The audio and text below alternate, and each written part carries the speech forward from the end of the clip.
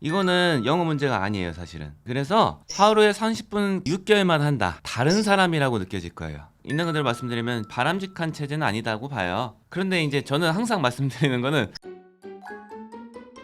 지지배라고 생각하고 솔직하고 현실적인 솔루션을 드리도록 하겠습니다. 백시영입니다. 남기정입니다. 오늘도 전화 연결을 해서 목소리를 직접 들어보고 소중한 사연 나누고 생각하고 공유하도록 하겠습니다.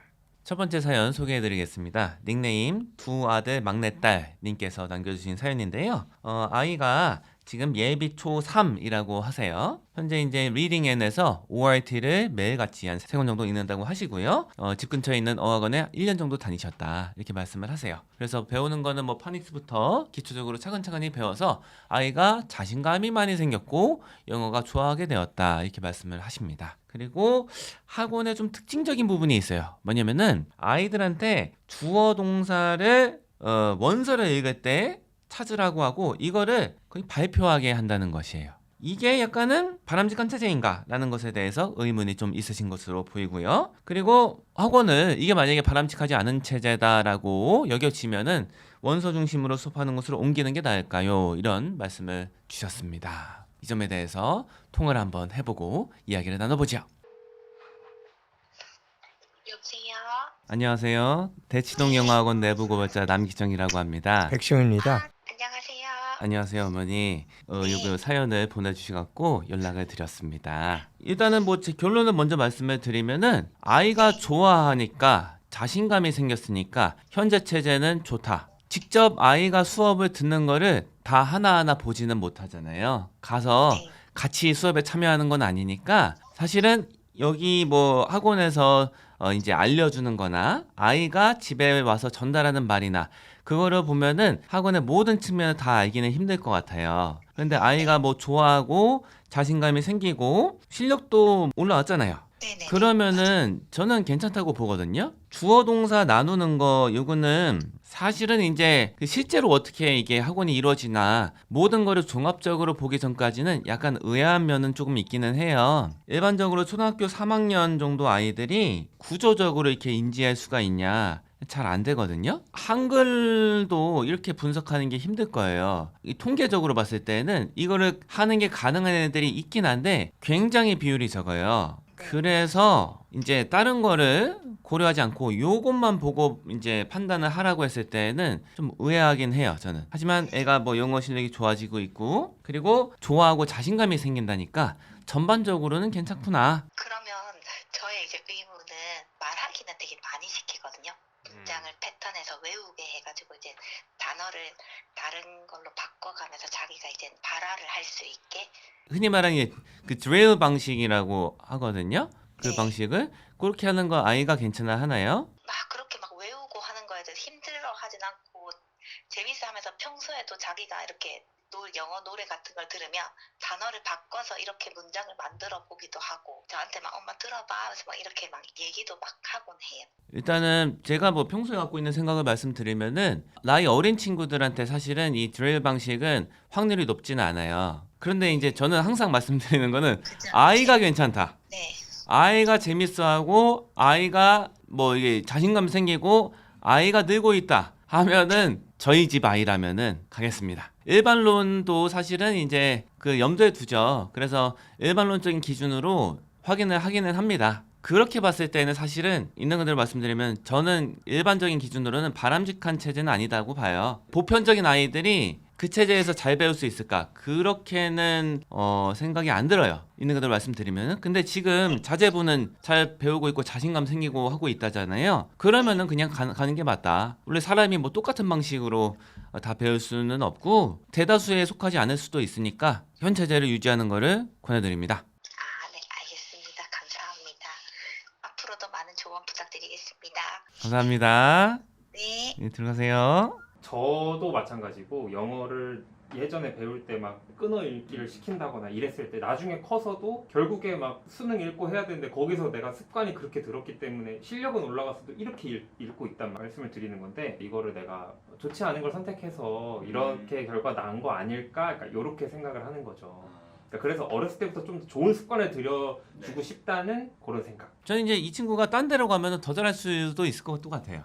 그럼 이제 물 만난 물고기에 대해서 더 잘할 수도 있을 것도 같아요. 그리고 더 많이 성장하고 더 빨리 성장하고 더 자신감이 있을 수도 있을 것 같아요. 근데 우리가 교육 같은 거 생각해 봤을 때 저는 이제 뭐 목격한 거 기반으로 감이 있는 거는 잘 맞기가 힘들다? 어떤 학원을 갔는데 이 학원을 뭐 예를 들어 지금 한 1년은 다닌 거잖아요. 1년 정도 다녔는데 이게 정말 뭐 실력이 많이 늘고 좋아지고 자신감을 갖는 거 이게 확률상 얼마나 될까? 50% 이상 안 되는 것 같아요. 그런 측면에서 봤을 때는 뭐 물론 더 물 만난 물고기를 되게 해주는 체제, 흔히 이제 좀 더 건전하다고 그 외부에서 봤을 때는 여겨지는 체제들이 분명히 있어요. 좀 더 책 읽기 중심이고 구조적인 건 좀 더 줄이고 그냥 좀 더 소통 중심으로 하는 게 조금 더 어학적으로 하는 게 확률이 높은 방법인 건 맞아요. 그런데 그런 체제 내에서도 실제 구현하는 거는 사람이란 말이에요. 다른 게 많이 개입돼요. 그거에 이제 영향 때문에 어떤 게 확률이 더 높을까? 유지가 더 낫다 이렇게 보는 거예요.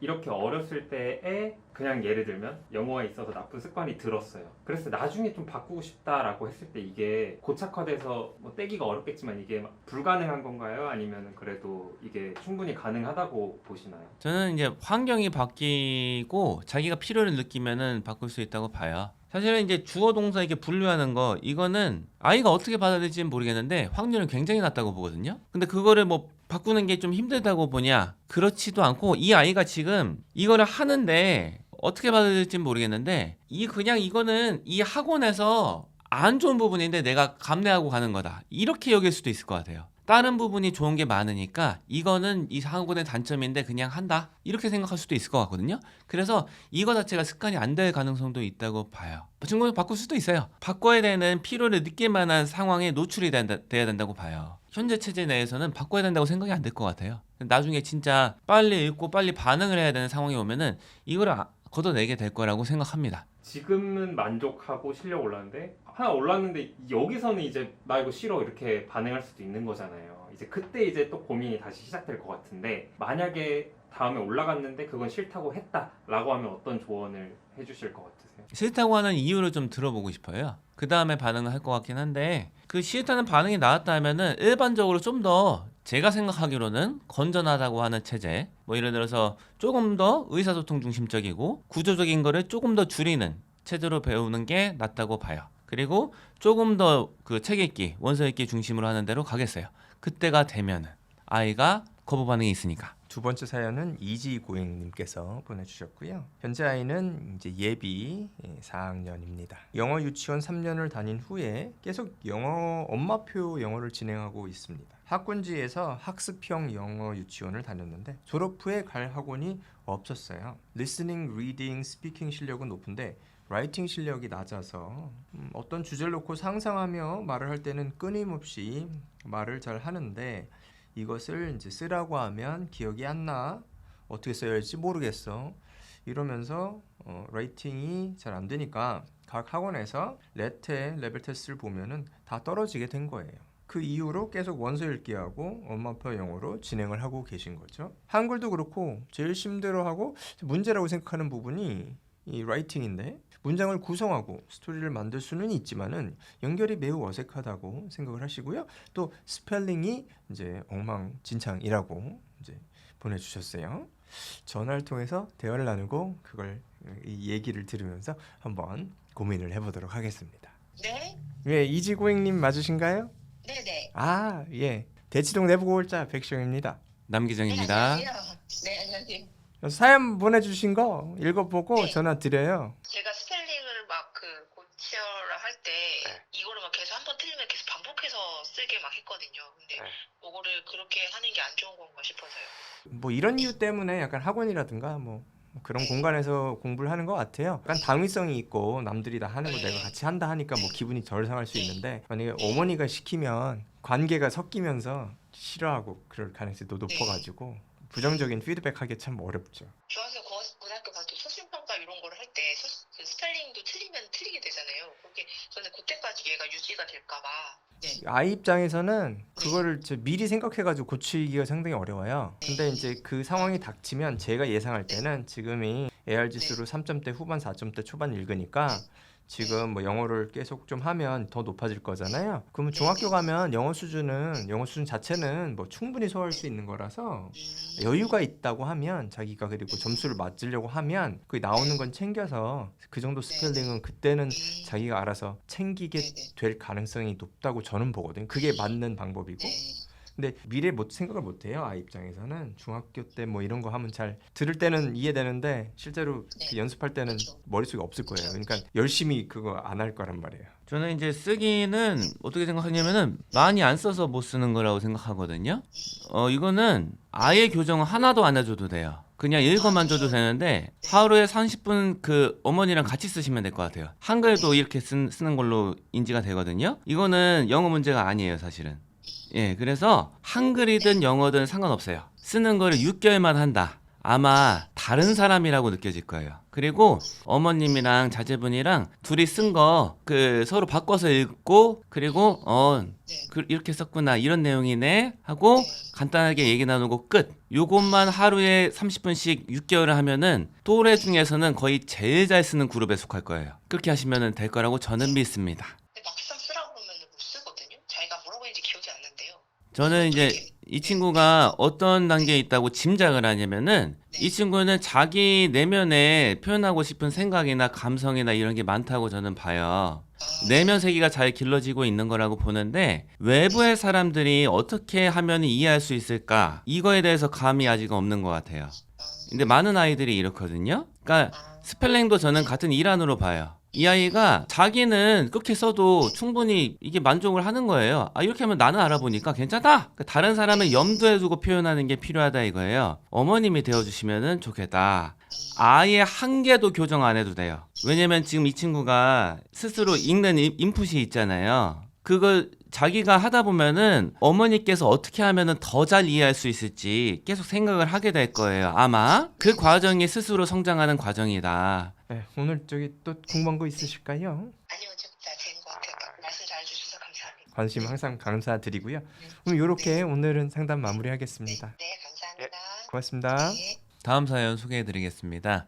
닉네임 호호 아줌마님께서 남겨주신 사연인데요. 아이가 영어 유치원부터 시작해서 이제 어학원도 한 6년, 학원도 그 이후에 6년 정도를 더 다니셨다 이렇게 말씀하시고 예비 중일 학생이죠. 청담에서는 마스터 반까지 했다고 해요. 그래서 뭐 책 읽고 생각 토론하고 글쓰기 중심으로 하셨다 이렇게 말씀을 하시고 근래에 이은재 어학원에서 한국식 입시 영어로 약간 전화를 하셨다. 이렇게 말씀을 하시고요. 학원을 옮기고 나서는 이제 원서 읽을 시간이 그렇게 많지는 않아서 하루에 20분 정도 따로 읽는다고 하십니다.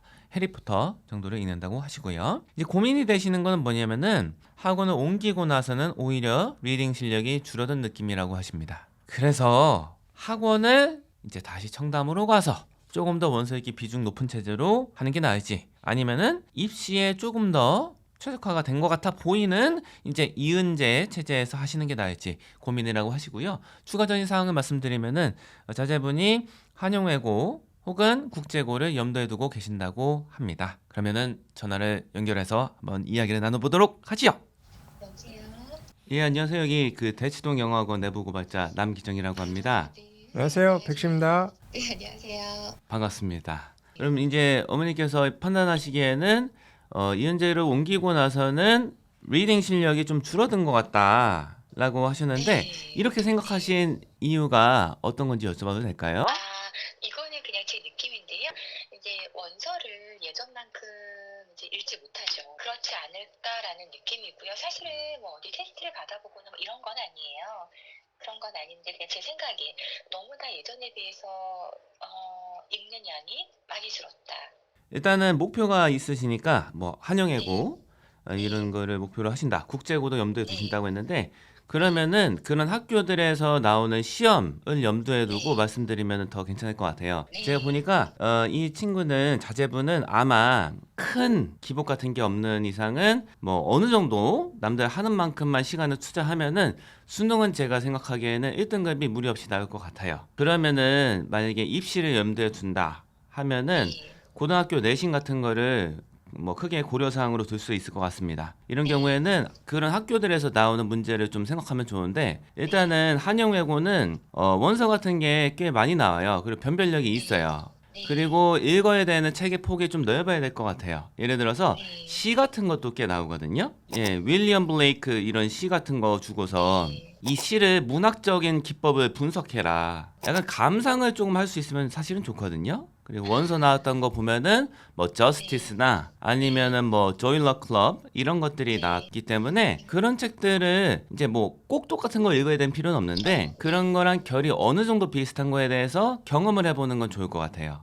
근데 그거를 할 수 있는 체제가 뭐 제가 정확하게는 모르지만 아마 어머님 이제 기록해 놓으신 거에 따르면은 청담 체제랑 조금 더 결이 맞을 것 같아서 굳이 하나를 꼽자면은 책 읽고 생각하고 토론하는 거, 쓰는 거 요게 좀 더 비중이 높을 것 같은 청담 체제가 더 나을 것 같다 이렇게 생각을 하고요. 이 국제고 예를 들어서 서울국제고 이런 데 기출 문제를 보면은 쓰기 문제가 굉장히 많아요. 그러니까 서술하는 거예요. 우리가 예를 들어서 뭐 시중에 나와 있는 뭐 서술형 문제집 같은 걸로 이게 대응이 되는 거냐 도움은 될 것 같은데 아주 이게 많은 도움은 안 될 거라고 보거든요. 왜 그러냐면은 그게 문제가 약간은 그냥 서술로 줄글로 짝짝 쓰는 거예요. 그러니까 우리 저기 흔히 말하는 시중에 있는 이런 서술형 문제라는 거는 약간은 단답형에 가깝잖아요. 문장 한두 개 정도로 쓰는 건데 줄글로 짝짝 써야 돼요. 한두 문장이 아니라. 그게 훈련이 돼야 된다. 그러면은 청남 체제가 조금 더 맞지 않을까. 나중에 혹시 일반고로 이제 아이가 다시 가고 싶다라고 할 수 있잖아요. 그러면 그렇게 학습하는 것이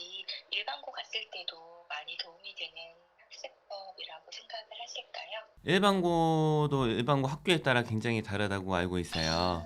이 근방에 있는 학교들만 비교를 해봐도 학교마다 문제 나오는 경향이 굉장히 다르더라고요. 제가 생각하기로는 흔히 이제 말하는 뭐 한국에서 많이 나오는 중고등학교에서 많이 나오는 뭐 문법 시험 혹은 조건에 맞는 서술형 쓰기도 대비가 되는 게 맞다 이렇게 봐요. 그리고 지금 한영외고 가려고 하면은 적어도 영어 내신은 1등급이 나와야 되잖아요. 네, 다 나와야 되거든요. 예, 네. 일반적으로. 그러면은 문법 하는 게 맞아요. 그게 현실적이에요. 예. 네. 그래서 뭐 저희 항상 강조하는 거 품사 문장 성분 그 정도는 이해를 하고 있어야지 그 다음에 뭐 학교 수업을 들어서 자기 주도적으로 뭐 대응하든지 이게 가능하다. 그래서 여기 이제 글로 이제 남겨주셨는데 뭐 원서 읽고 글쓰기 중심으로 하고 여기다 병행해서 약간은 뭐 과외 같은 걸로 문법을 붙이든지 하는 거 그것도 괜찮다고 저는 봐요. 지금 어머님의 뭐 말씀으로 들어봐서는 아이가 이제 문법 같은 거 문제 해결할 때는 제가 짐작하기로는 이 아이가 해결하는 방식은 많이 봤던 것은 문법적으로 맞는 거, 많이 안 본 거는 문법적으로 틀린 거 이렇게 인지를 할 거란 말이에요. 그런데 사실은 그것만 갖고는 우리가 흔히 말하는 중학교 내신형 문법은 한 80%? 요 정도까지는 가능할 것 같은데 그 이상은 좀 힘들거든요. 일반적으로는. 그 뭐 한국어 문법도 같잖아요.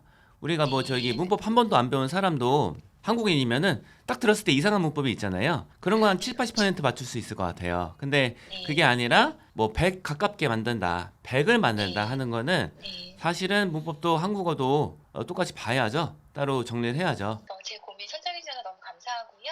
저희 앞으로 아이 학습 방향 정하는데 굉장히 큰 도움이 되었습니다. 감사합니다. 감사합니다, 어머니. 네, 고맙습니다. 감사합니다, 선생님. 예, 안녕히 계세요. 고맙습니다. 전화 통화를 나누면서 생생하게 사연들을 살펴봤고요.